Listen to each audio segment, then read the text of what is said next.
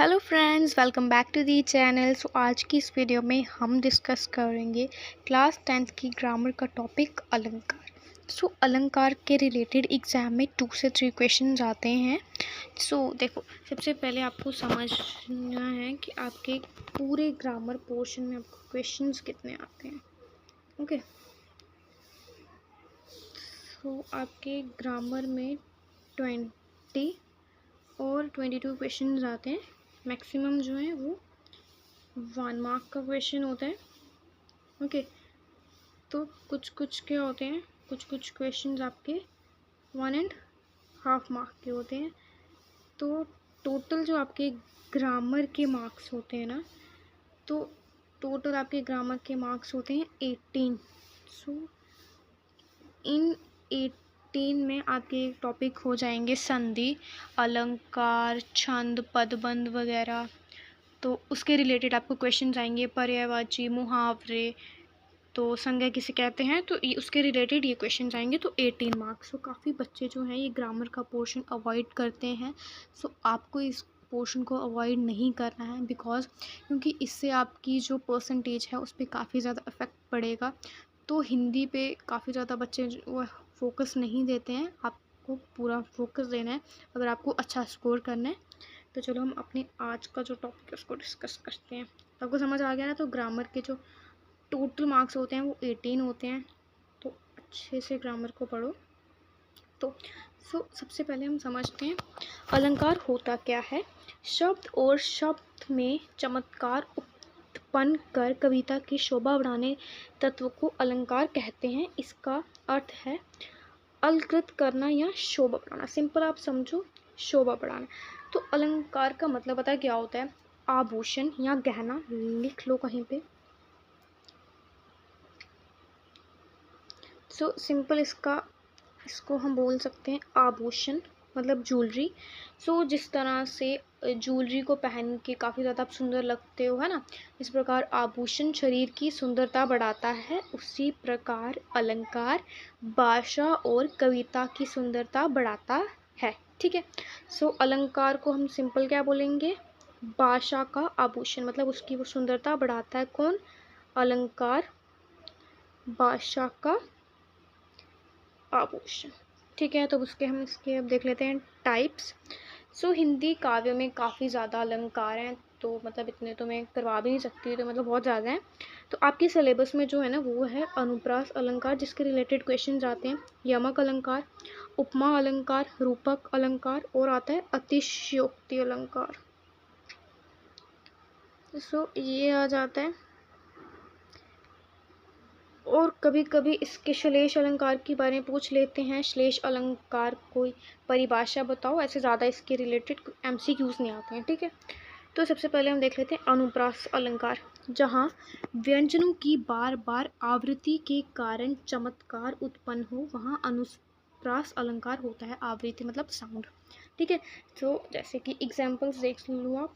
चारू चंद्र की चंचल किरणें, यहाँ पे च कितनी बार हुआ, 1 2 3, तो मतलब यहाँ पे हमारा अनुप्रास अलंकार है।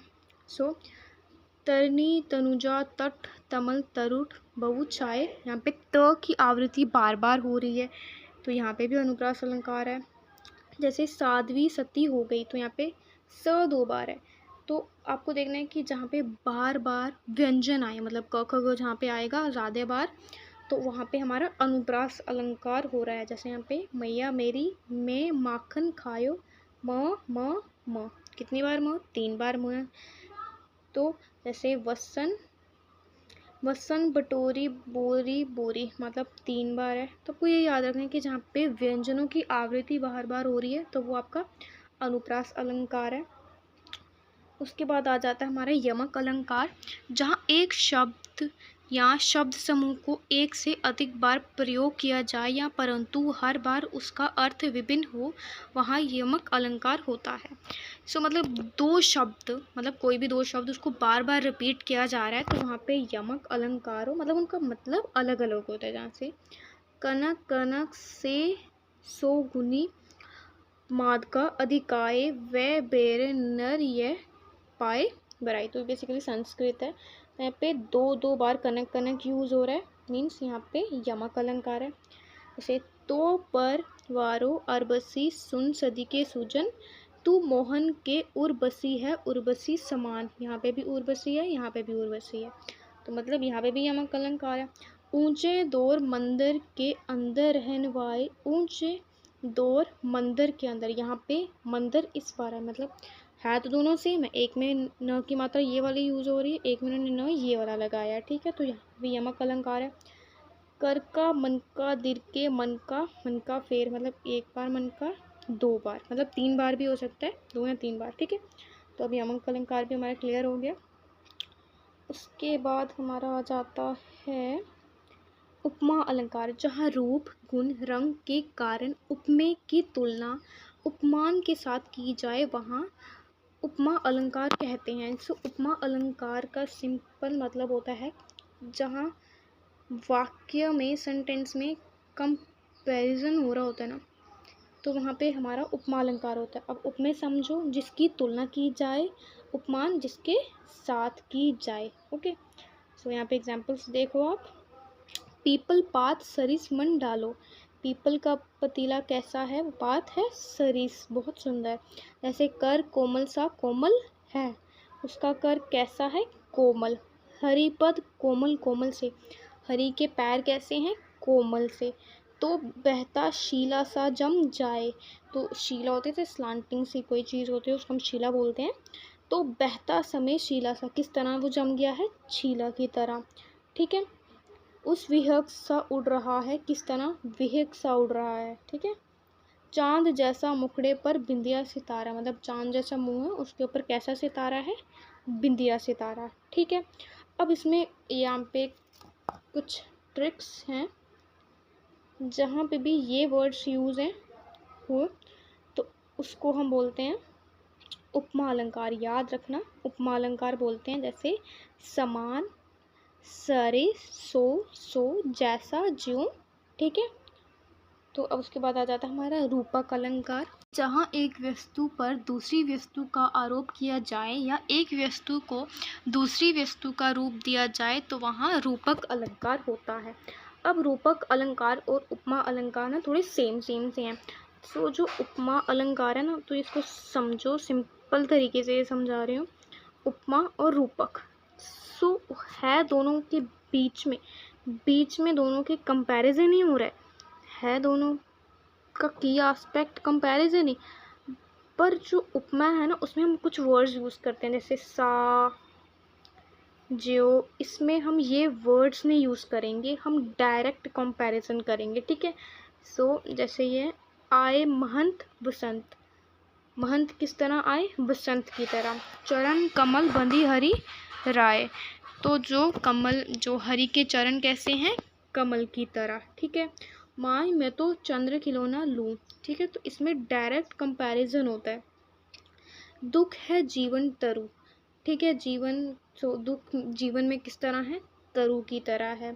शशि मुख, शशि सा मुख अगर उसमें होगा, शशि ज्यो मुख हो सकता है, इसमें शशि मुख है डायरेक्ट, ठीक है। चरण सरोज, रमन रतन, ठीक है।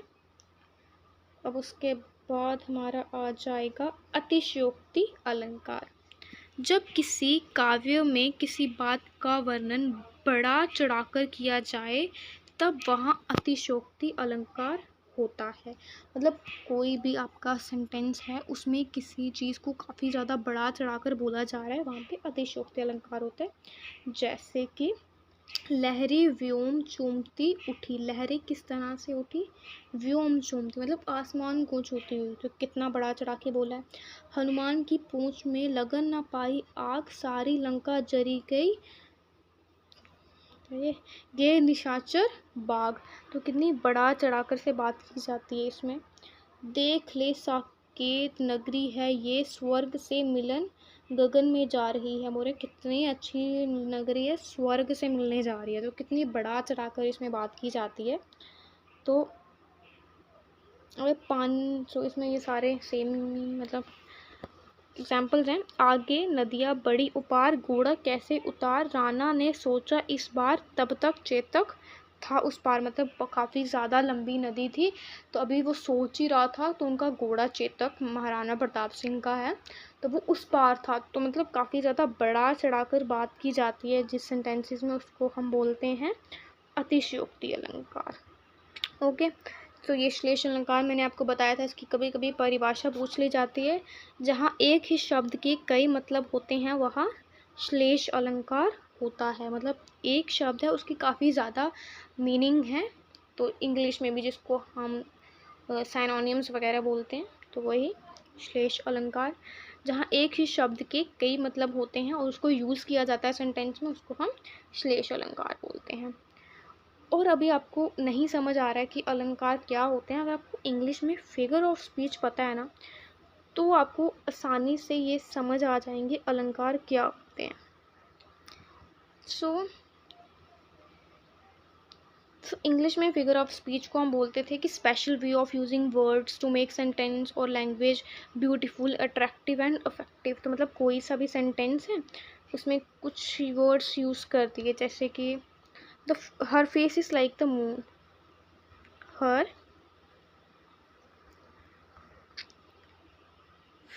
Face is like the moon.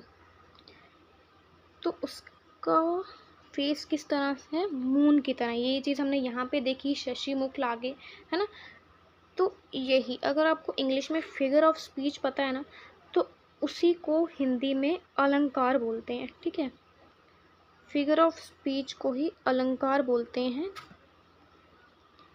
और अभी हम देख लेते हैं कि एग्जाम में अलंकार के रिलेटेड किस तरह से क्वेश्चन आते हैं। जैसे तरिन, तनुजा, तट, तमाल, तरवर, बहु, छाए। तो ये कौन सा है, त त त त त, कौन सा, ये अनुप्रास अलंकार है। ठीक है, देन आगे नदियाँ पड़ी उपार, घोड़ा कैसे उतरे पार, राणा ने सोचा इस बार, तब तक चेतक था उस पार। ये भी हम डिस्कस करके आए हैं। तो ये सारे जो एग्जाम्पल्स हैं, ये मैंने प्रीवियस ईयर क्वेश्चन से लिए हैं, तो आप इनको अच्छे से प्रैक्टिस कर सकते हो। तो इसमें अतिशयोक्ति अलंकार आएगा, क्योंकि इसमें सेंटेंस को कितना बढ़ा चढ़ाकर बोला गया है। ठीक है, तो आज के लिए इतना ही। Thanks for watching.